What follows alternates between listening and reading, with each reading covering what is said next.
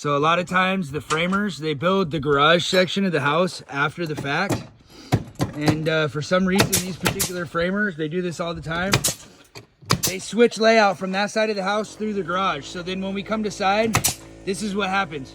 So our board ends up in between layout on this side of the wall, and it's just not our problem anymore because I can only say something so many times, and then it just sounds like I'm bitching and complaining for no reason. So what happens is these sheets, no matter how well they're protected because of the climate that we're in the Pacific Northwest, everything sweats a little bit when it gets really humid out and things soak up a little bit of water, and these guys don't gap their sheets, and also they switch layout. So what happens is because they don't gap their sheets and the sheets take on a little bit of moisture, they swell.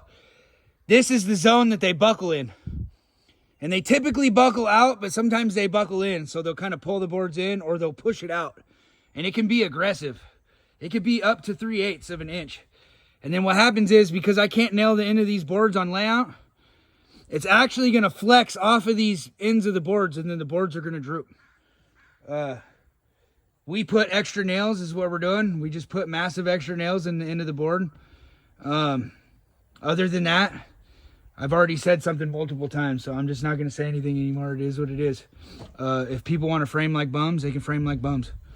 And I know the interwebs is going to be like, oh, you're just hating on people's work. No, that's not the case. We're trying to make money too. And these dudes are just blow and go. And I don't want to be a hater, but again, how hard is it to follow layout from that side of the house to this side of the house? It does not take a genius. And again, it happens because if you look in here, they're framing this as a separate wall. They're framing this as a separate wall with its own layout, when really it's connected to this wall. So they're switching layout, and it means no matter what, I'm breaking manufacturer specifications on the Hardie install of these boards, and it's not my fault, and it is what it is. So that's what it is, and that's what we're doing, and it won't be our problem later if it fails. The other thing is, if you look, they're not pounding their sheets tight, right? So there's already a problem.